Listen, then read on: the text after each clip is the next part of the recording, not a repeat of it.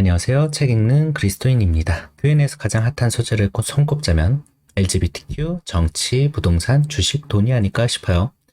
세상과 별 구분점이 없는 소재들이라는 점에서 씁쓸하기도 하고, 또 한편으로는 세상으로 들어가 빛과 소금의 역할을 감당해야 하는 기독교인으로서 어쩔 수 없는 숙명 같다는 생각도 합니다. 저는 개인적으로 그리스도인이 정치를 어떻게 대해야 하나 궁금했어요. 그래서 정치적 제자도를 사서 주말에 읽었고, 개인적으로는 정치에 대한 입장을 조금 정리할 수 있었어요. 기독교는 좌파일까요? 우파일까요? 성경 어디에도 그런 식의 구분은 없죠. 자본주의가 프로테스탄트의 영향을 받아서 만들어졌다고 할지라도 그것이 천국의 모습이라고 할 수 없을 뿐더러 지금의 금융자본주의나 천민자본주의는 본래의 자본주의와 한참 거리가 먼 형태라고도 생각을 합니다.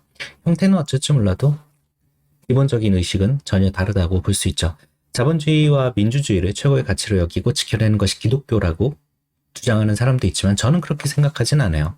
어떤 상황에서든 어떤 체제 하에서든 기독교만의 가치를 드러내며 사는 것이, 지키면서 사는 것이 그리스도인이라고 생각하고, 그 가치가 무엇일까 연구하고자 저는 계속 지금도 책을 읽고 공부하고 성경을 읽고 그렇습니다. 정치적 제자도는 정치 신학을 다룹니다. 부제목으로 공적 삶을 위한 신학 원리 라고 적혀 있어요. 공공 영역에서의 기독교적 제자도에 관한 연구이고, 정치적 삶에 방점을 둔 책이라고 저자가 서문에 적어놨어요.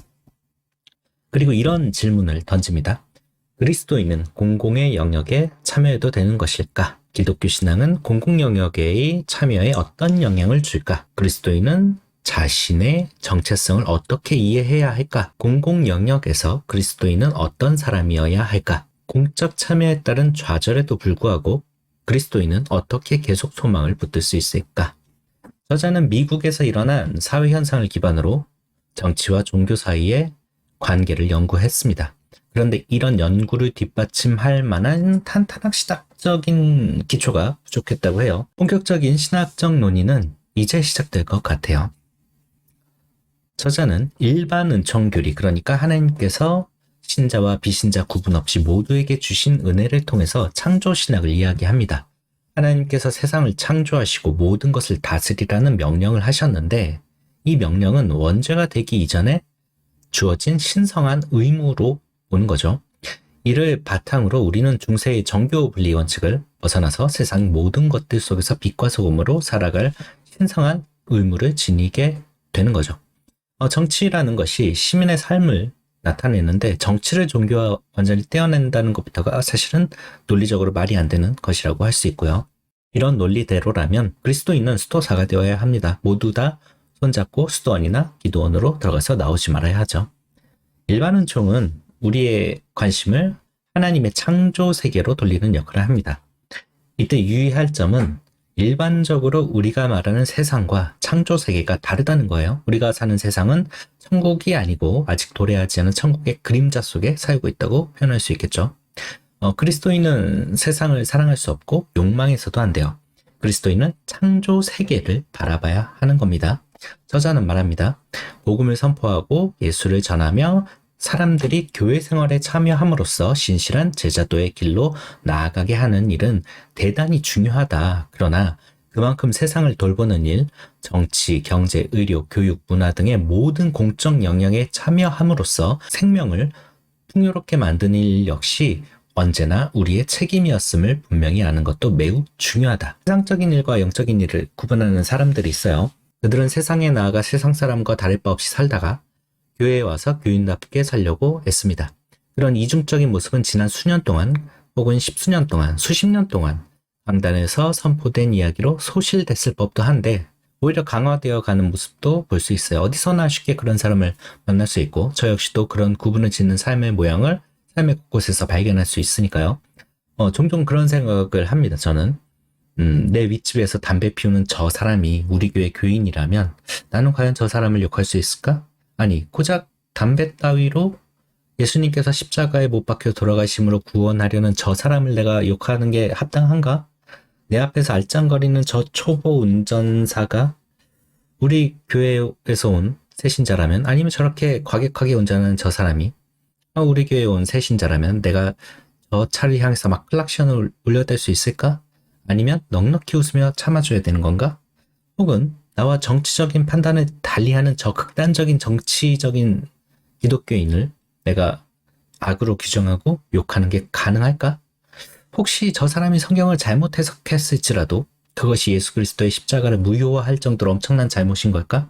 물론 그 자체 해석을 잘못한 것 자체는 잘못일지 모르겠지만 그것만으로 저 사람이 구원받지 못한다고 할 수 있을까? 그냥 저 사람은 구원을 이뤄가는 단계 중에 있는 것뿐이고 아직 떨쳐내지 못한 악한 혹은 부족한 모습이 있는 것뿐이 아닐까? 나도 그런 게 있으니까. 근데 나는 어쩌면 내가 스스로 정한 규범과 틀로 세상 사람들을 정죄하고 주변 사람들의 이웃을, 내가 사랑해야 하는 이웃을 정죄하고 그리스도인으로서 갖춰야 할 교양이나 자격 따위를 만들어내고 있었던 건 아니었을까? 이런 생각을 하게 됐어요. 저자는 위대한 기회가 언제나 우리 앞에 있다고 말합니다. 하나님께서 자비를 베푸셔서 우리가 상상하는 것보다 더욱 온전히 다른 사람들의 삶에 참여할 수 있게 해놓으셨다는 거죠. 그리고 우리에게는 나와 정치적으로 반대편 입장에 선 사람들을 사랑하고 그들에게 복음을 전하고 그들을 위해 십자가를 질 위대한 기회가 주어진 것 같기도 해요. 단순히 정치만이 아니라 우리를 둘러싼 모든 문화, 공간, 시간 속에서 하나님의 자녀답게 살 수 있는 기회가 우리에게 주어진 거죠. 저자는 지금의 대한민국만큼이나 좌로 우로 나뉜 상황에서 신앙생활을 했다고 해요. 자신의 출생 성분이나 속한 교파 등에 의해서 지지하는 정치 세력이 딱 정해지는 거죠. 거기에서 성경적인 관점을 찾아보는 거는 되게 어려웠다고 해요. 그런 게 거의 없었다라고 하는 거죠. 이것 한다는 것이 동성애에 반대하냐 찬성하냐 그 정도라서 정치인들도 이걸 이슈 삼아서 기독교인의 표를 빨아들이는 수단으로만 사용했던 거죠. 동성애 하나 반대한다고 특정 정당이 기독교 정신으로 보장한 종교 단체가 될 수가 없잖아요. 근데 깊이 생각하지 않고 표면적인 몇 가지 문제만으로 상대에게 반대하고 특정 정당에 표를 던지는 것은 미국이나 한국이나 똑같아 보여요. 그러면 어쩌란 말이냐? 해법이 있냐?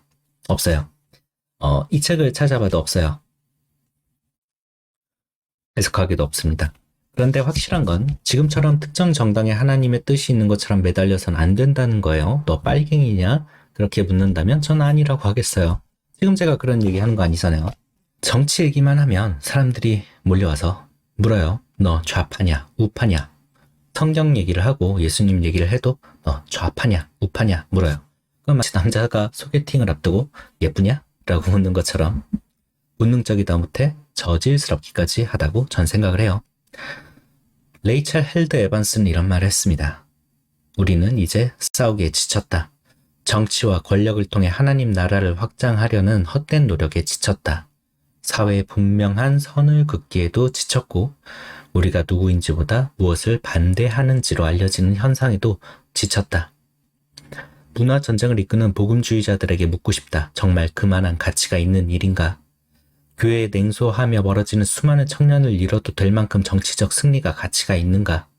LGBT라는 이들을 더 소외시켜도 될 만큼 정치적 승리가 가치 있는가? 복음주의 그리스도인은 곧 동성애자들과 싸우는 사람이라는 생각을 고착시켜도 될 만큼 정치적 승리가 가치가 있는가? 우리가 틀렸으면 어쩌지? 라는 조용하지만 끊임없는 내부적 목소리를 무시해도 될 만큼 정치적 승리가 의미 있는가? 수많은 기독교 지도자들이 그렇다라고 생각하는데 그로 인해 잃는 것이 너무나도 많다. 죄가 세상에 들어온 후에 인간은 자신과 타인을 비인간화하는 일에 금세 능숙해졌어요.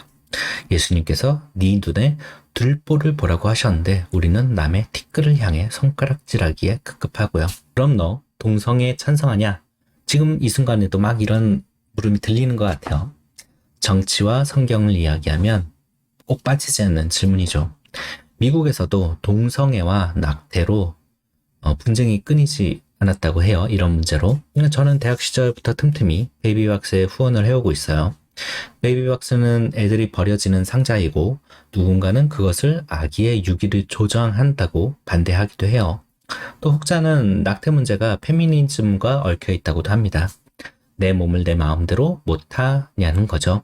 근데 성경은 남녀를 떠나서 네 몸을 거룩한 산 제사로 드리라고 합니다. 여기에는 예외가 없어요.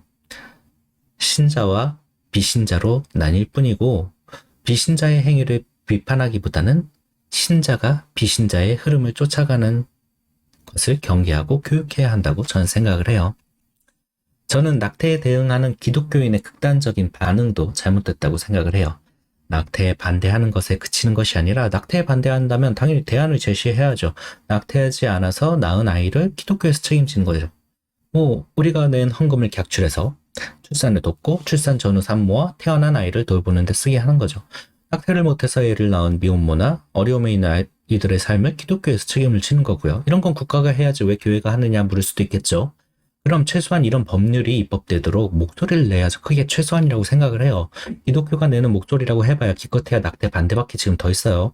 그런 것도 안 하면서 그저 성경 말씀을 기초로 낙태를 반대한다라고 주장하는 거?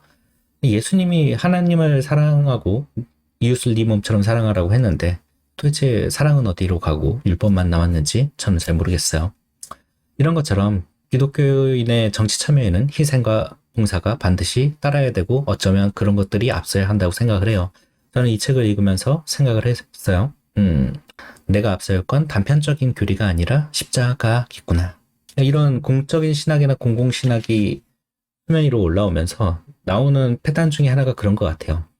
기독교에 대해서 얘기하고 전체 사회 참여나 정치에 대해서는 얘기하는데 정작 개인의 변화에 대해서는 개인의 책무에 대해서는 좀 약해지는 분위기가 있어요. 근데 그리스도인은 개인적인 변화와 정치적인 참여 모든 것들, 모든 측면에서 힘을 쏟아야 한다고 저는 생각을 합니다.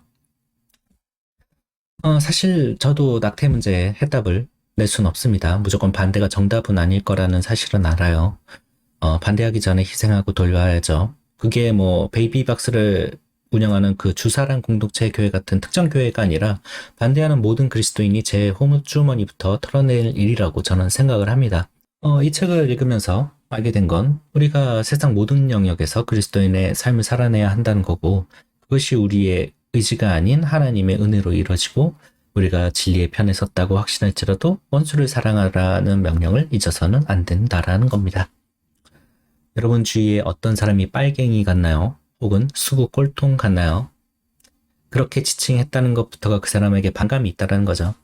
그 사람이 정말 밉고 원수 같다면 하나님께서 그분을 당신에게 맡긴 겁니다. 사랑하십시오. 그것이 당신에게 내려진 예수 그리스도의 명령이라고 저는 믿습니다. 저는 이 책을 읽으며 모든 영역에서 그렇게 해야 한다는 사명감을 느꼈고 또 고민하게 됐어요. 더 깊이 들어가지 못한 것이 아쉽지만 그래도 이 정도면 나에게서 변화를 이끌어내기에 충분했다고 생각되는 정치적 제자도였습니다. 아마도 이것이 시작이 돼서 더 많은 영역에서 그리스도인으로서 살아가는 삶을 고민하게 될 것 같네요. 오늘도 기도로 마무리하겠습니다. 사랑의 하나님 감사합니다. 정치적 견해로 나라가 쪼개진 이때에 그리스도인은 어찌 살아야 하는지 고민하게 되었습니다. 원수를 사랑하게 하시고 이웃을 사랑하게 하시며 분쟁 속에서도 사랑이 꽃피게 하소서. 우리를 덮고 있는 특정한 문제가 우리의 삶을 대변하지 않게 하소서. 그 일면으로 우리의 삶이 재단되지 않게 하시며 내면을 보시는 주를 의지하며 살아가는 하루가 되게 하소서. 믿음 없는 자에게 믿음을 허락하실 줄 믿사오며 예수 그리스도의 이름으로 기도했습니다. 아멘. 감사합니다.